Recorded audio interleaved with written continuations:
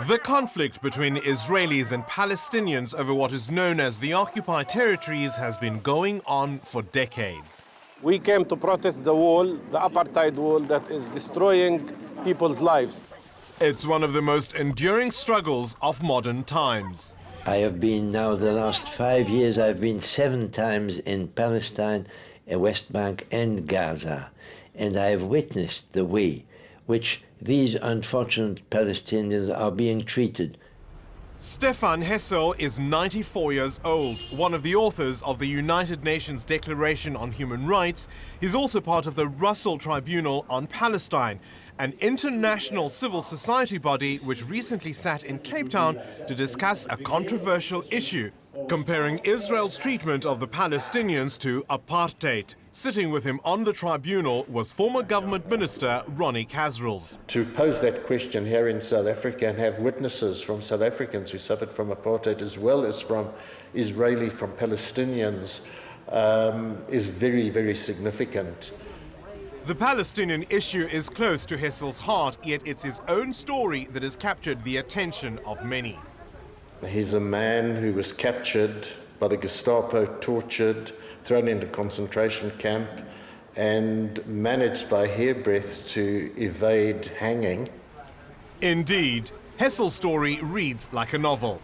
The Nazis had 2 objectives. One was to get rid of the Jews of Europe, and they did that in terrible concentration camps. Human beings reduced to worse degradation than the world has known, even in the darkest age. They also needed people to work like slaves for their industry. I was one of them. I was there as an agent spy. Hessel said he learned 2 valuable lessons in the camps. First, the speed with which brutality gets forward. People come in, they're perhaps not brutal, but they become brutal because the system is one that rises brutality. He also learned about the value of camaraderie. If you survive, it is only because you can count on the solidarity, on the respect by comrades who are, when they are in a better position, they will help those who are in a bad position. Hessel says it was this experience that determined the life he would lead. I had the feeling that I was responsible for all the comrades who had been killed there. Not only those Jews, but also those who had served as slave labor in Buchenwald and elsewhere. Ronnie Kasrils came to know Hessel when they sat together on the Russell Tribunal in London and Barcelona. He says this selfless attitude is what typifies Stephane.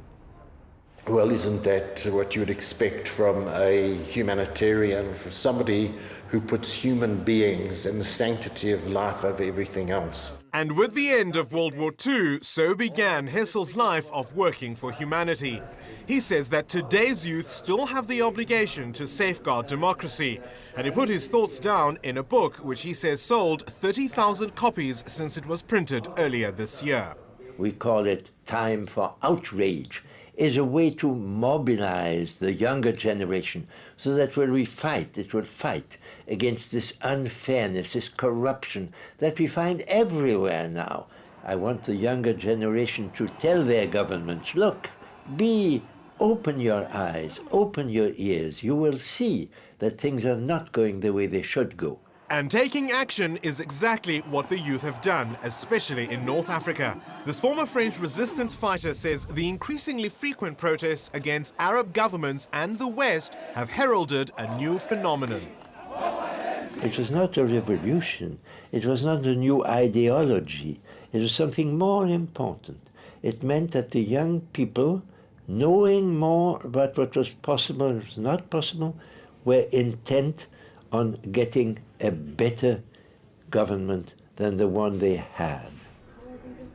A resident of Paris who doesn't let a day pass without following world events, Hessel says even a continent once thought relatively solid is now showing signs of distress.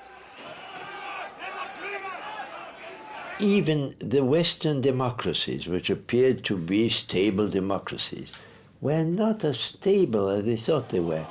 He says the Occupy Wall Street demonstrations that began 2 months ago in New York City and those in London and Europe are not only an expression of frustration against government, but also the corporate world. Hessel says after 10 years of greed, or what financial analysts call neo-economic liberalism, the world isn't a happy place. It is borne by people who say the market, the market, the market, nothing but the market, and let the governments not interfere.